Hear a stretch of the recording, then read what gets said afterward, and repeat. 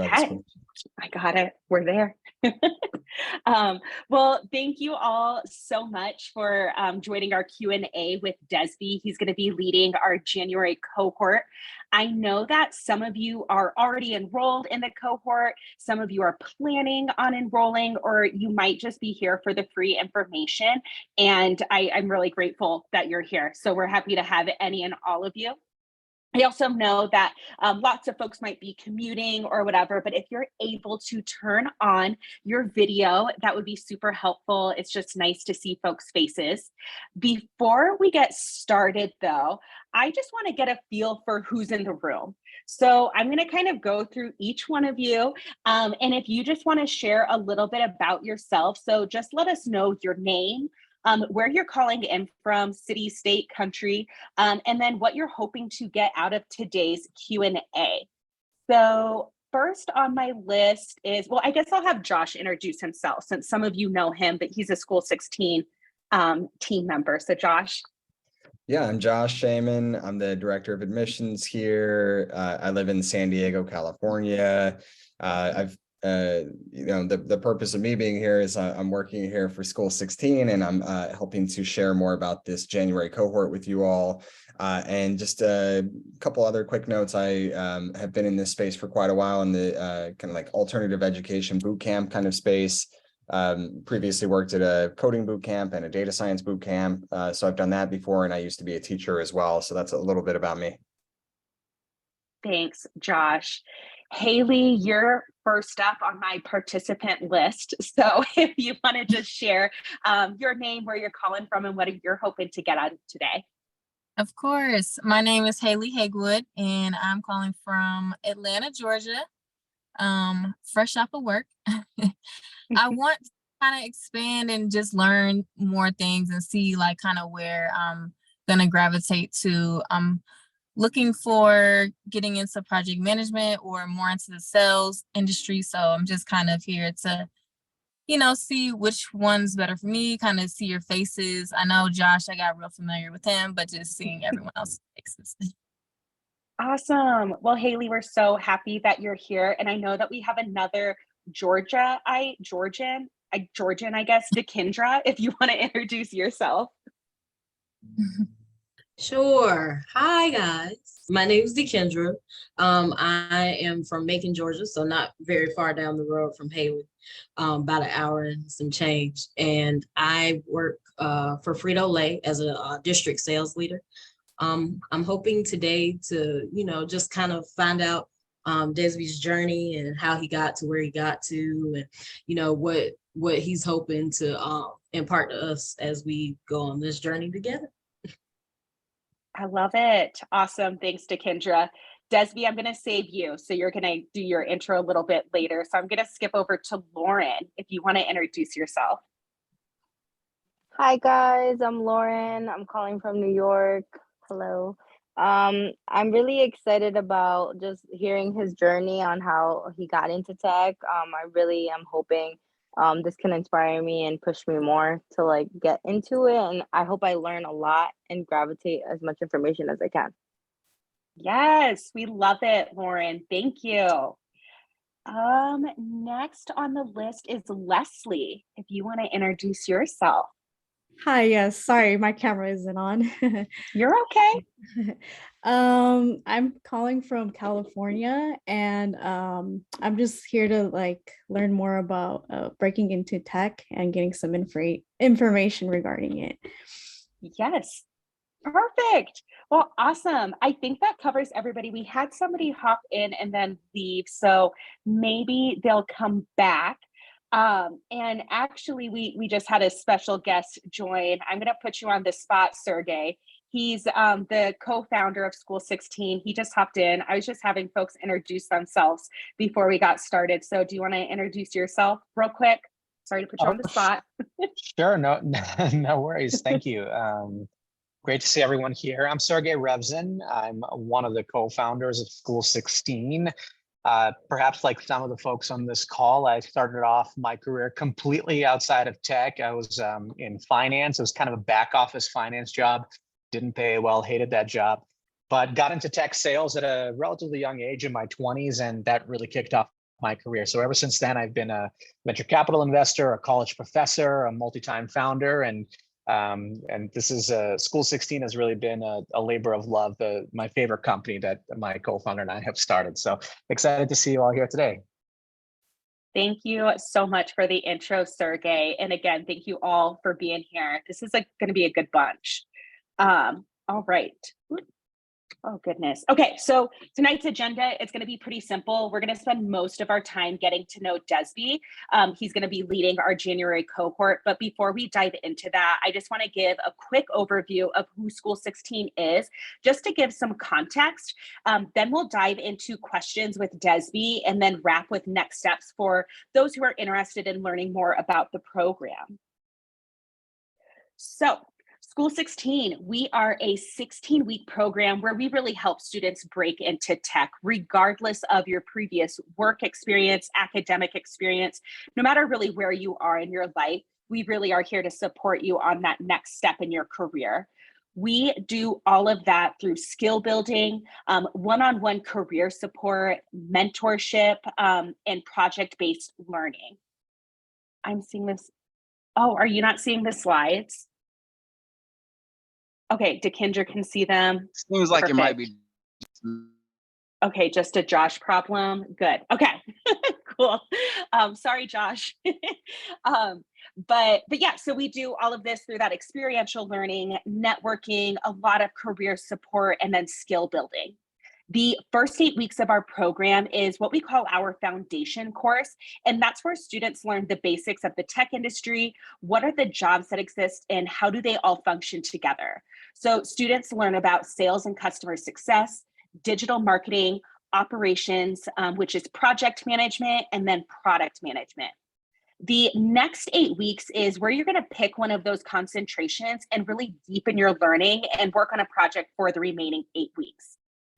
Each concentration is taught by an industry leader in that domain. So for example, Adria Simmons, she is a senior solutions specialist at Microsoft, and she's led our sales and customer success concentration. Or we've had Ali Mihailovich. She's the technical infrastructure project manager at Netflix and has led our project management concentration. Dezbee is going to be leading our foundations course, so that first 8 weeks of the program. So let's get into it. Dezbee, if you want to kind of kick off and give us an intro into who you are and how you found yourself as a co-founder and CEO of CliniSpan Health. Yep. Yes. Yep. Thank you, Chelsea. So I am from rural North Carolina. So just to give a little bit of background about that is, I didn't grow up in an area that had a lot of tech industry things going on, I would say. And so it was kind of foreign to me, I would say, up until college. So that, I went to college at UNC Chapel Hill. That's where I was able to learn that I wanted to be an entrepreneur and be in tech.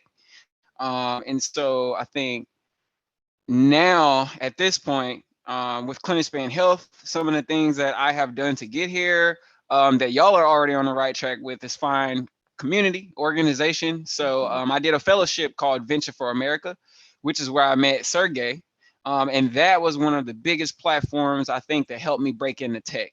That is where I started learning about tech sales and product management, project management, and so many other aspects. So I think community is a huge part of that from my standpoint and who I am. And now as co-founder and CEO of CliniSpan Health, CliniSpan Health is a software and influencer platform for people of color and underserved groups to access clinical research. How I found my way there, I hope that I can tell you a little bit about the journey, but it's very a windy road. It's not a straight journey at all. But ultimately for me, I found myself wanting to be in tech in college and knew that I needed platforms to help me get to the point that I'm at now. And so that has been a huge focus for me, I think, is putting myself around communities of people that want to break into tech. So I think those have been the biggest reasons that I've been able to get to the point that I am with CliniSpan Health. And hopefully I could talk a little bit more about that through just some of the questions that you all ask. And Yes. outside Oh, of, shoot. Ooh, you're kind of freezing, Dezbee. You're cutting out a little you know, bit.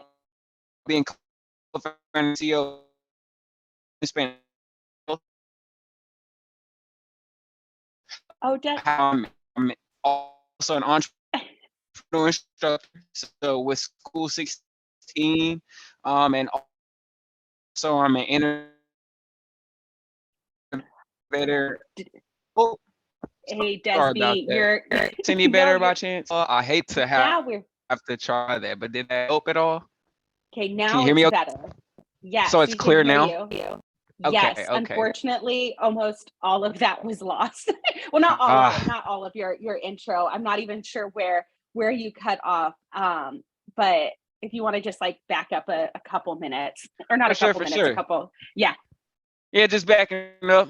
Basically, from my standpoint, where I knew I wanted to be in tech and be an entrepreneur was really college, as a platform for me. And then I made sure to kind of continue that journey, with a program called Venture for America, which is where I met Sergey.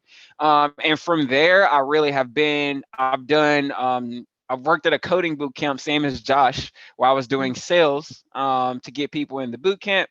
I've done marketing as well for, the city of Baltimore's first accelerator incubator program for startups. I've done operations at a boat slip rental technology company. And so I've worked Oh, pretty much wow. across all of the functions of business, Mm-hmm. um, and really go and understand each one. But Mm-hmm. outside of, being an entrepreneur, I also do entrepreneur instruction, and tech industry instruction, like with School16. I'm also an innovator in residence at UNC Chapel Hill, and so this is one of my passion points as well, is helping people break into tech, and become entrepreneurs and become people that work in the tech industry. So hopefully, I do have something valuable for y'all tonight that will help you do that. Yes. No, I love just how many different industries you've worked across and in different roles. It really shows like you've done a lot, you've done it all. And now you are a CEO, and co founder and at a startup, and you're definitely doing everything because of that. I have just a quick question before I want to open it up to y'all to ask questions. But you talked a lot about community, which I love.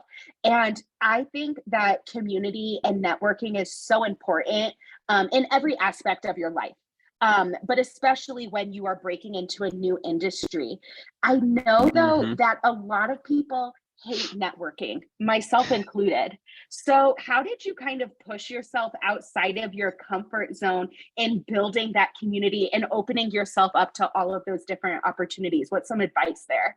Yeah, that's a great place to start. And to be honest, I don't exactly like networking often Yep. either. Like, it feels like such a cumbersome process. You feel Hmm. like you might overthink building relationships with people. So, as a person who might be maybe considered somewhat skilled at networking, I also find it cumbersome and not fun, just to put that out Hmm. there. But Yeah. um it's necessary, right? So I think the Hmm. way, that's one thing, is just knowing that it's necessary. I think for me, knowing that some things are necessary sometimes and you have to do them, it does make it a bit easier to deal with. So Yep. that's one thing, is recognizing that if there are opportunities I don't have at my hand, the only way that I've found to get opportunities you can't access is to grow your network.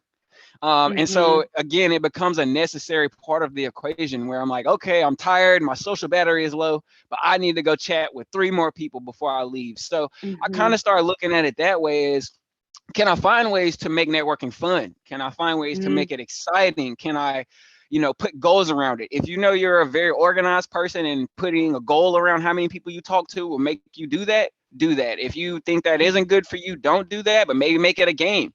Maybe it's Hmm. that, let's say you like painting, just to make it relate. Maybe you go, if for each person you talk to and build a relationship with and get their business card at an event, you have just now earned yourself a day of painting, Hmm. right? So Yeah. maybe there's a way that you can gamify networking and actually make it Hmm. more fun and interesting.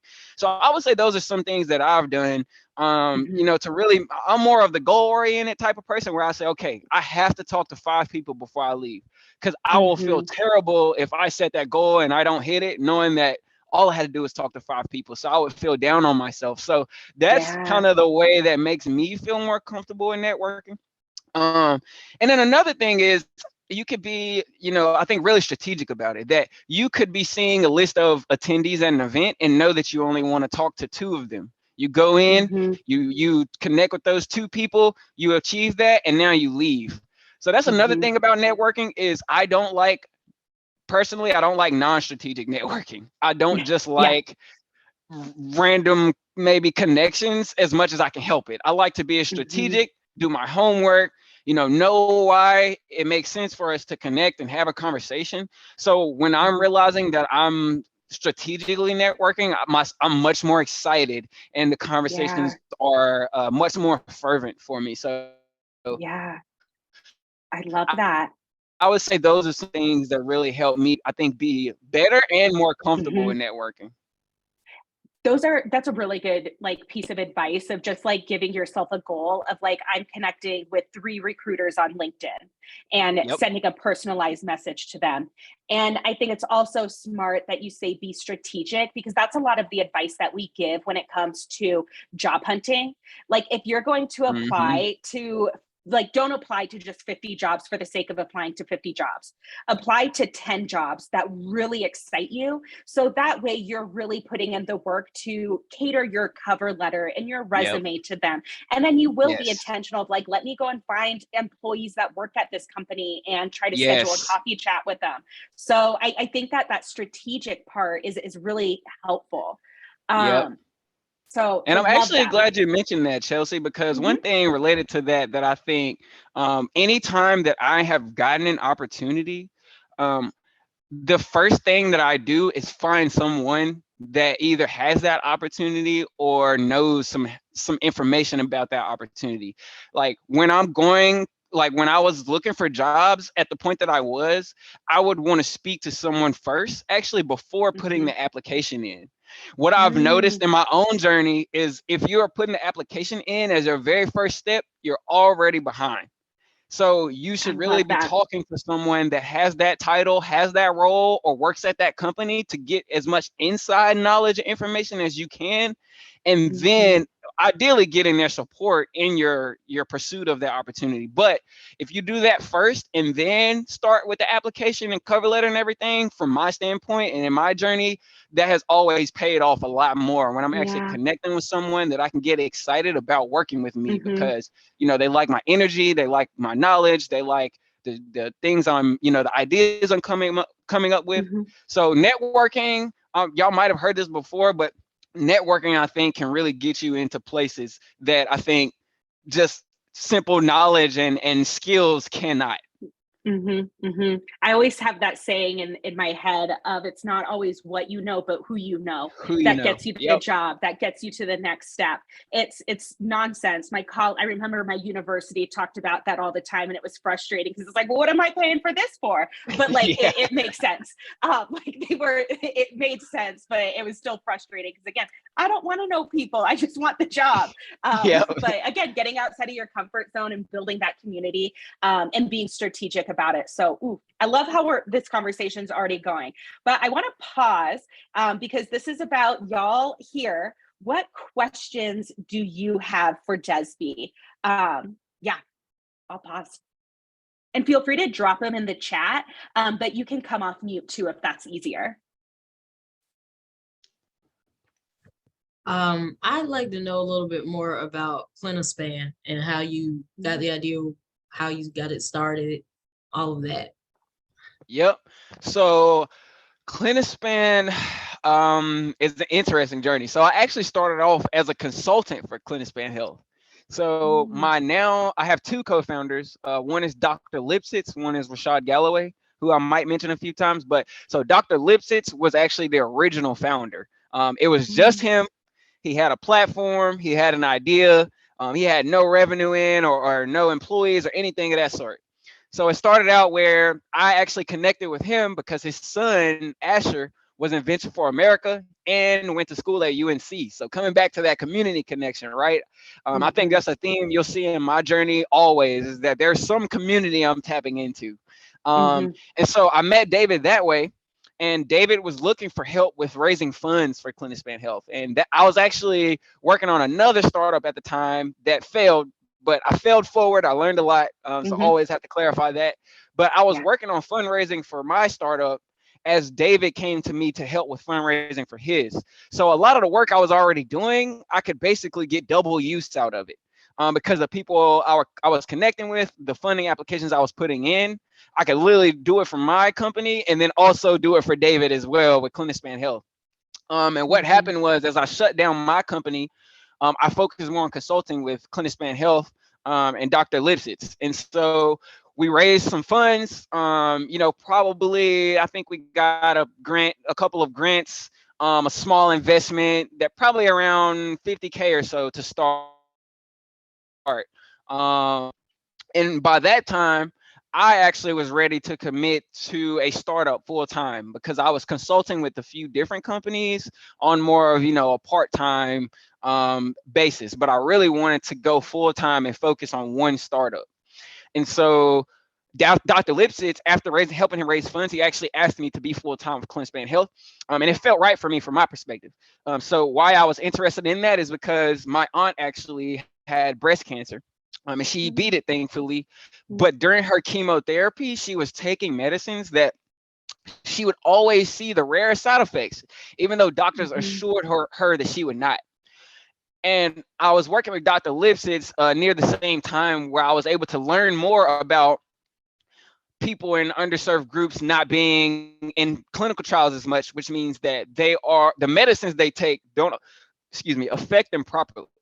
And so I was able to relate that to my aunt, that there weren't enough Black women in the study for those drugs, which is why she always saw the rare side effects. So it became that much more important for me to be able to help solve a problem that would affect my family, my aunt directly, but also my communities, my larger communities that I identify with, people of color, people in rural communities, and so many other kind of aspects that I was really excited to actually help solve this problem. In my previous business, it wasn't as much of a social aspect to that problem. I'm very much a person that cares about social issues and being able to solve social issues through business. I'm a huge proponent of that. My other startup didn't give me that opportunity, right? CliniSpan Health gives me that opportunity, that as we make more money, we are also making more social impact. And that really means something to me. And so that's why it made sense for me I ended up shutting down, consulting with the other startups, focusing on CliniSpan Health. And to this point, we've grown a lot. So this has been our second year on the market. So our last year was our first. We crossed 6 figures in revenue, and helped actually with the Novavax COVID vaccine. And so we helped make the COVID vaccine more efficient for people of color, right? That we focused on Black people for that study. And Novavax put their data out and reached 12% inclusion for Black people when the average is at or around 3%. And so we helped create a 4 times more effective COVID vaccine for people of color, right? So that's the type of work that I get to do that I'm so excited about. Versus like previous businesses that I've been in. And we've continued to grow that impact. We're seeing anywhere from 3 to 8 times more diverse studies across asthma, CMV, eczema, psoriasis. And some of those I named affect people of color that much more acutely. And again, that's something that's really near and dear to my heart, I feel like. So I think that's something that I'm super excited about with CliniSpan Health is as we make more profit, more money, we also make more impact. And I think that there should be some aspect to that in all or most businesses from my standpoint, because, the way I think about it is you make money off some community that gets value out of what you offer, right? If you are making money off of that community, you should be able to somehow give back to that community at some point in the life of your business. Dezbee, you are just speaking my language. Oh my gosh, I love this. Because I think when I first entered tech, I was I was excited about it, but I thought that really the places you could go are like Google and Meta and these just like big tech money-making companies that say they care about you, but let's be real, they don't. But it's been so rewarding since I've entered this industry, seeing all of the positive social impact you can have in tech while still making money, while still getting paid Yes. your worth, while Yep. still having flexible work schedules and all of that. So I love the work that you're doing. I think that that is so meaningful. And let's just give Thank you. Dezbee a round of applause. I mean, year 2, 6 figures. That's awesome. Thank you. So Thank you. Dekendra, I kind of just like jumped in there, but did you have any follow-up questions or anything to add? No worries if not. No, I think that was amazing. It's always nice to work for a reason, like, Yes. and not just 100%. to be out here just, like I work for Frito-Lay currently, right? Really love Frito-Lay as a company. I feel like they do a lot in the community. Just over Christmas, we went out and for like 6 hours, we dedicated our whole day just to giving food with a program in Atlanta. It was great. And we always help within our own communities that we work in. So just seeing how, you definitely went and found something that you were passionate about and you can give back to your community. That's awesome. Thank you. I appreciate that for sure. Yeah. No, love it. Great question, Dekendra. Lauren, Leslie, Haley, don't want to put any of you on the spot, but do you have any questions or thoughts? And it can be kind of personal about like your journey.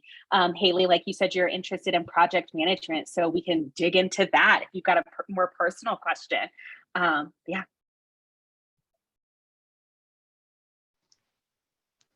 I just am loving listening to everything because that was definitely motivational.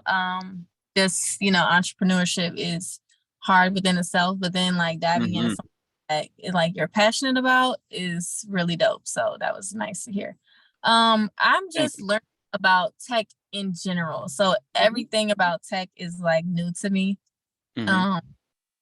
So I don't know. I think for me, I'm more like a hands-on learner. So any question I have is going to be something that I like touch and like I physically like learning as my venture goes. So I'm definitely enjoying this Zoom meeting right now. It's going good. Good. I want to pause real quick. We are a minute over, so I am available to stay on. Dezbee, do you have more time to hang out? Cool. I have more time for sure. Perfect. So if folks want to continue to stay on, that's awesome. But oh shoot, I thought I had a question. Oh yeah. So I did have a question. You kind of talked about how you were at a startup before CliniSpan and it failed. So curious, like what were some of the big lessons that you learned as a tech entrepreneur from that failure? Yes.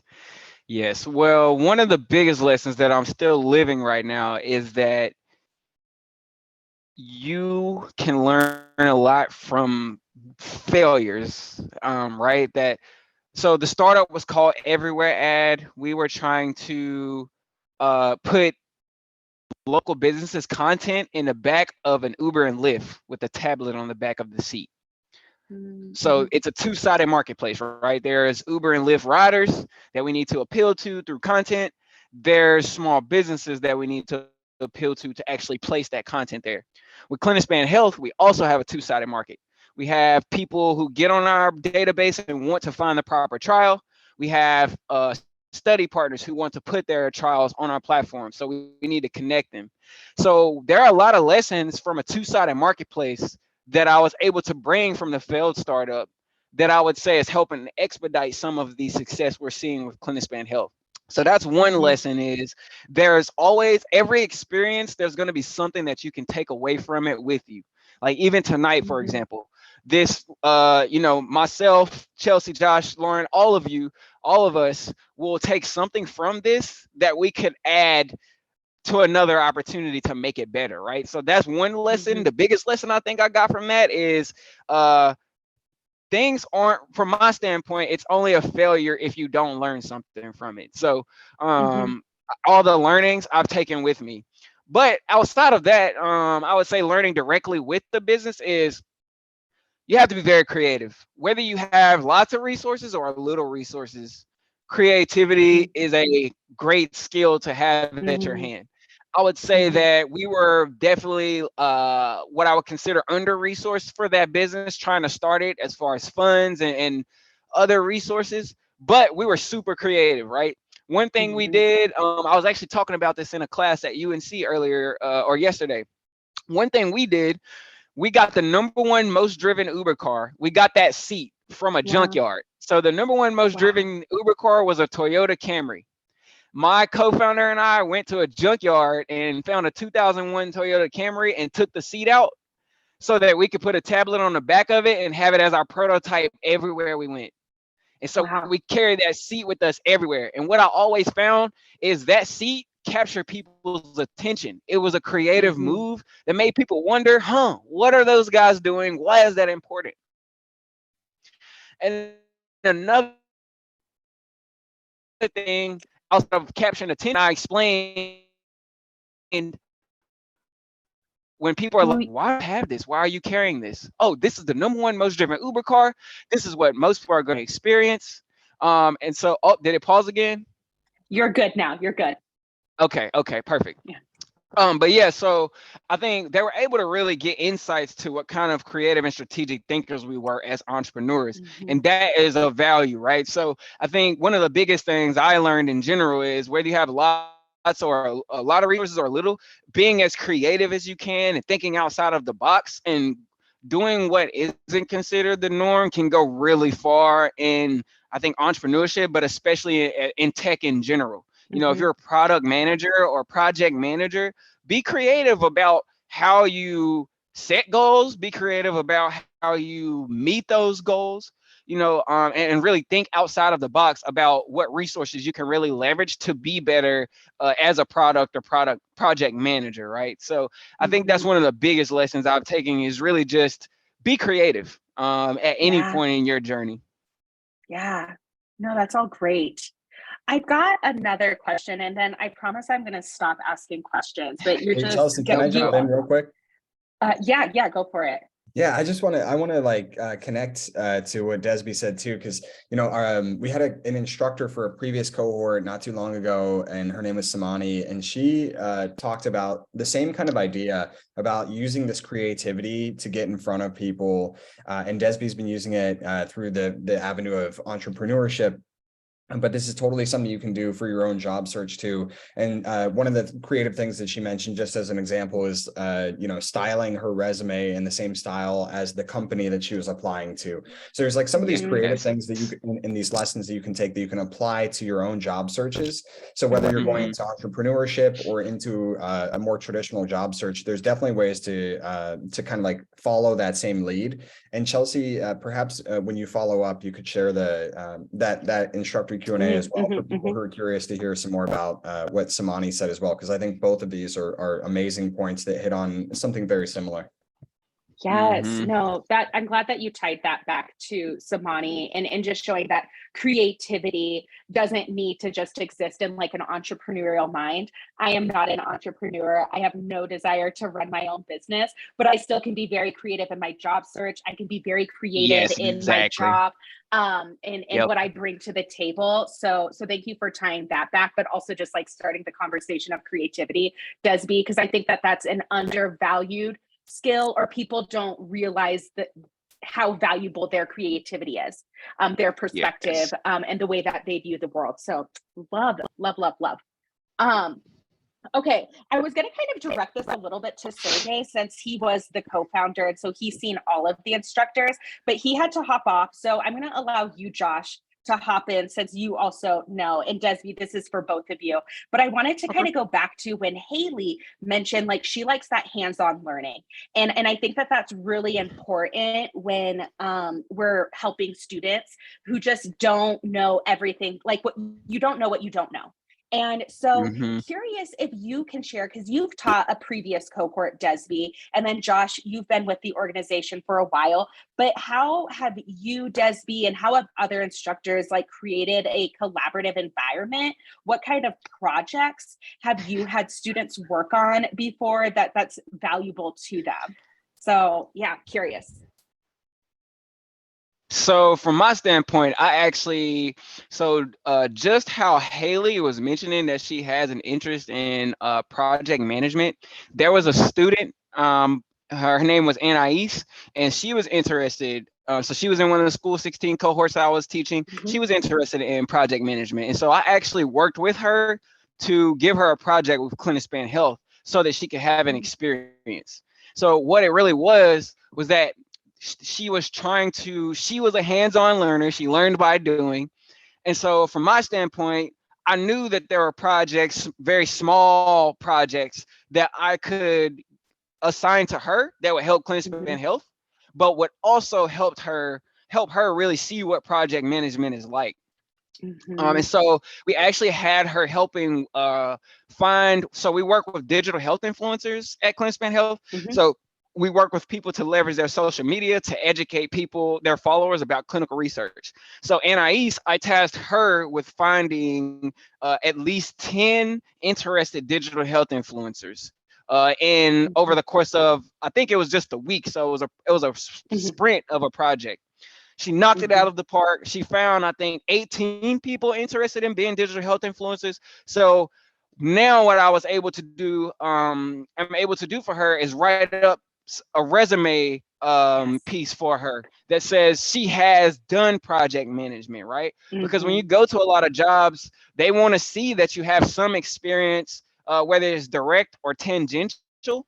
And so she had now a direct experience managing a project and knocking it out of the park and having a strong recommendation from me. And so then she had all of those tools and resources now to go and sell herself to another project that she might want to manage or another role.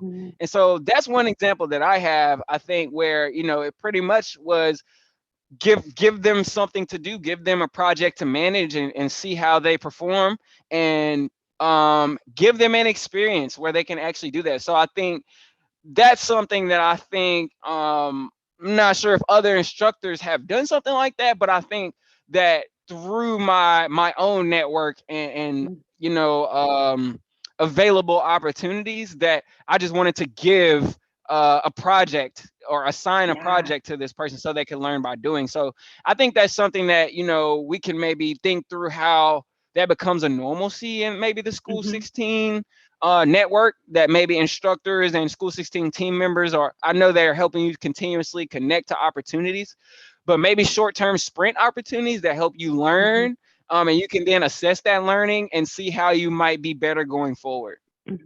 I love that, because that you helped Anais get like 4 different things. You got her applicable skill building. You allowed her to have now this to put on her resume.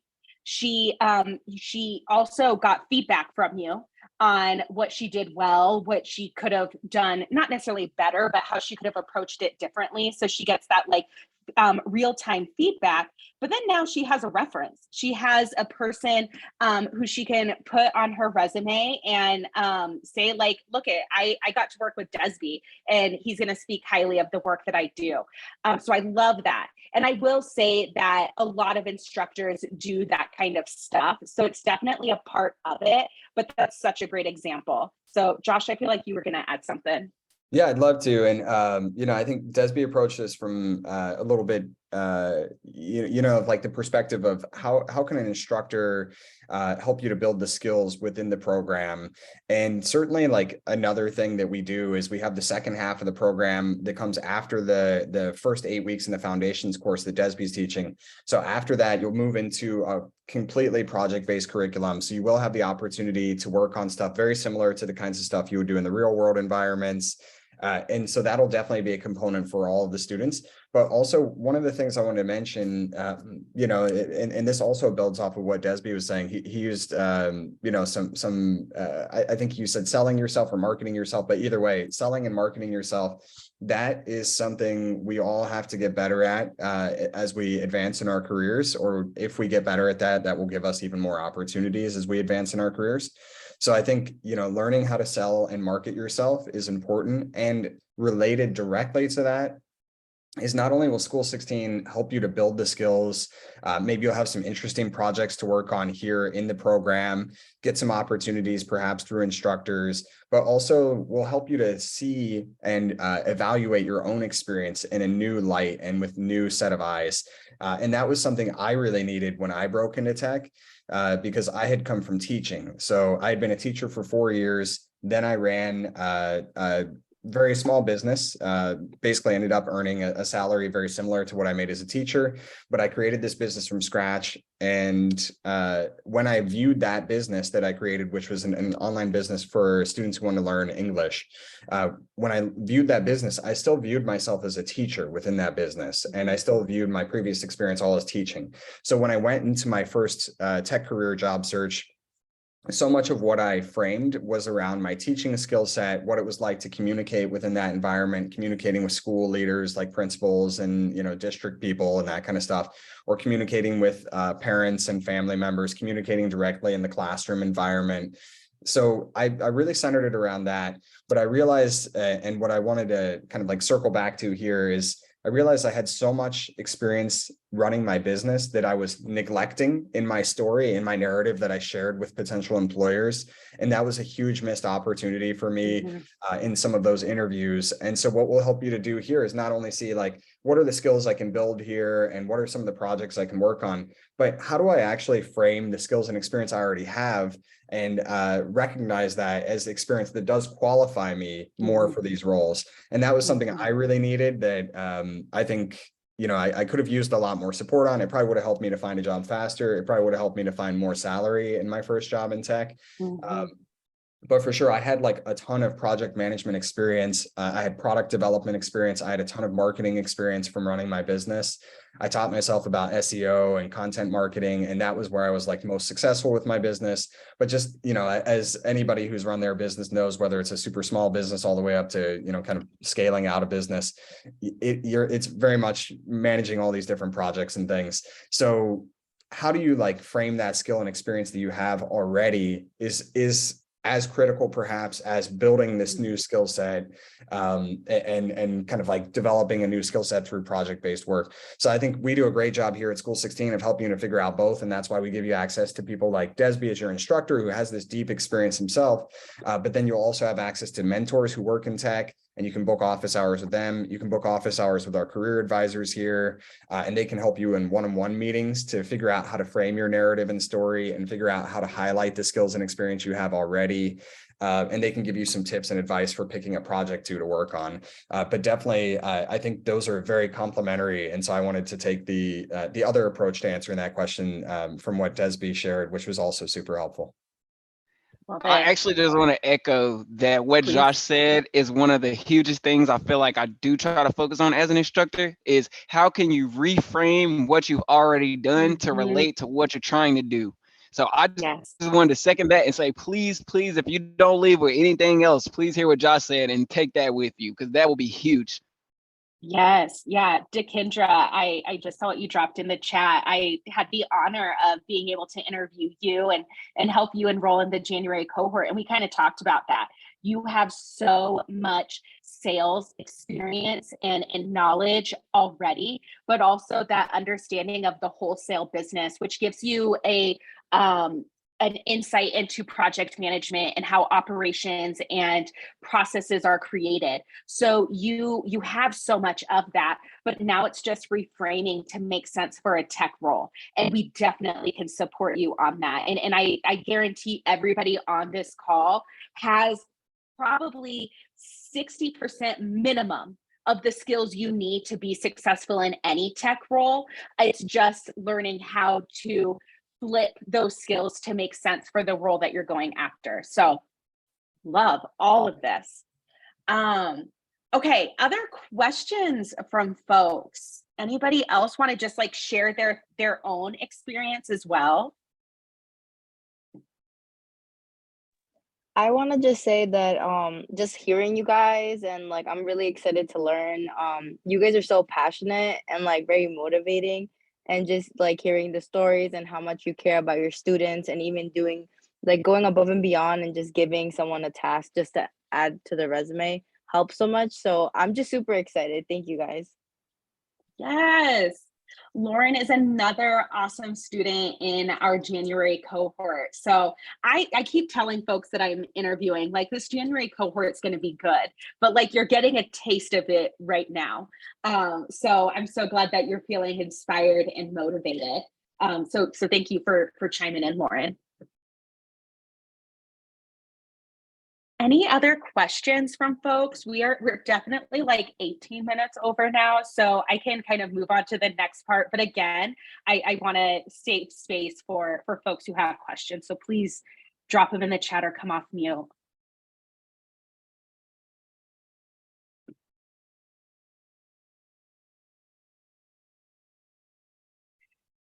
Okay, I will then move on to the last slide. So if you want to like be part of this really awesome, motivating, and inspiring cohort, the last day to apply is going to be tomorrow. So if you have not applied yet, you will want to submit your application by tomorrow. It takes like 5 minutes tops. After you submit your application, within 1 to 2 business days, you'll hear back from Josh or myself, letting you know if you've been invited to an interview or not.